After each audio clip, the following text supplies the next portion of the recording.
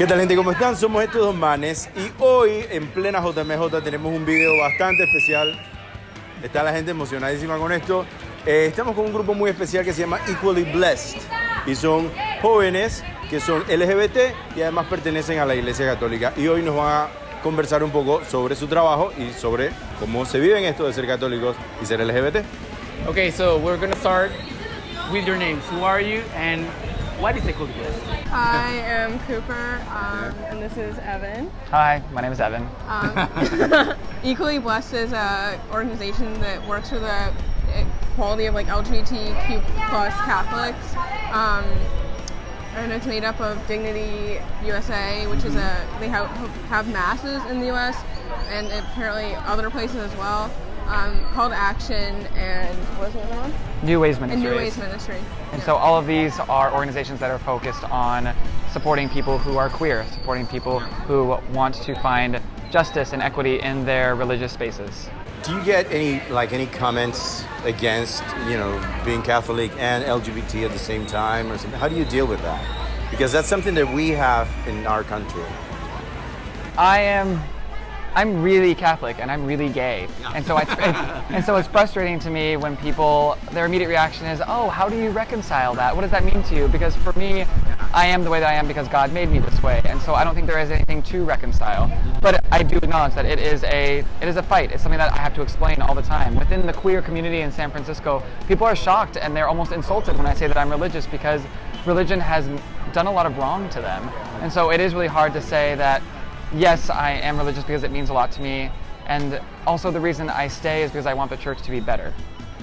I don't think that I've received a lot of I think a lot of it is just questioning. I don't think it's over hatred. I think that a lot of people just wonder how it could be both. And I think that just comes up, and people that I talk to, when I told people I was going to Panama for World Youth Day, my coworkers were like, how do you navigate both of those identities, right? And I think it's just a lot of not knowing, and a lot of people turn away from their faith, I feel, when they are queer or are very strong allies. I feel like a lot of people lose some sort of faith. And I think that in order to keep it, or for me to keep it, I have had to negotiate it a lot more and really interrogate it. What can you tell the parents of LGBT young guys and women out there, especially in our countries? Do you have a message for them? The message is to be supportive, to continue to love, to know that your child is your child. As they figure out more of who they are, it is nothing that you have or haven't done as a parent. It is simply them being more authentic and being more genuine and living their best life the way that God intends them to. Well, the excuse that a lot of parents and families use in this country and in Latin America in general to reject their LGBT sons and daughters is saying that being gay or being trans or being lesbian is a sin. So just said there's nothing to reconcile, but for other people it might be different. So I don't know, how do you respond to this sin thing? I mean, I don't think it's a sin. Okay. And I hear what you're saying about, for some people it is something that has to be reconciled because they're taught that it is something that is separate. Yeah. And so that comes with a lot of asking questions. That is considering why this is something that your faith teaches or that your faith community preaches, and asking, is this right? Does this make sense? Is this showing love for one another, for your children, for people who are different than you? And I know that some religions teach things that I consider wrong and that aren't loving, and so it is a lot to let go of that, to shed that.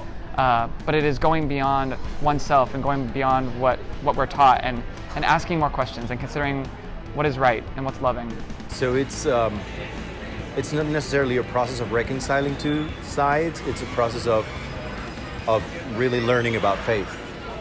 Yes, that's the best way of putting it. Okay. Okay. Have you ever felt guilt or any conflict in your personal life being LGBT and religious?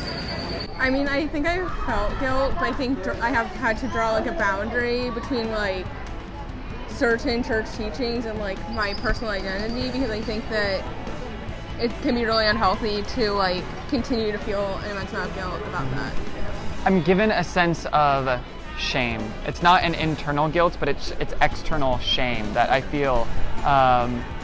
Where, like, for example, visiting the churches here in Panamá, when I'm wearing this rainbow sash, I feel bad as if, like, because I know that there is this idea that I'm not supposed to be here. I'm not as welcome or as worthy as other people are. And so I feel that shame. I'm drawing attention to myself in a way that is something that the church says is different. I have to live a certain way. I can't be my full self. And so I feel shame for that.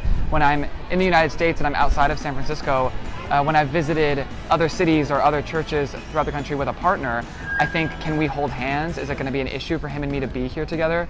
So there's still a lot of shame that I have to deal with and try to get over. So maybe it's something that we all deal with in one way or another and in different moments of our own processes. Well, I know what is right and what should be. That doesn't mean it's easy. Wow, that's great. That's awesome. Yeah? Do you have another question? No? That's it. Well, we'd like to thank you guys for being here, for doing what you do, for representing the community. We know, and because we receive messages, day in and day out from people who are religious and who are conflicted because they are LGBT. And I think it's very important for you guys to be here and to represent the community, and so that other people can see you and know that they can, be their whole selves, right? Thank you so much for being here. Thank you for being here. Bye. Y esto fue Equally Blessed desde la Plaza Catedral durante la JMJ. Si te gustó, dale like y síguenos en redes como @estos manes en Instagram, Facebook y YouTube. Chao. Chao.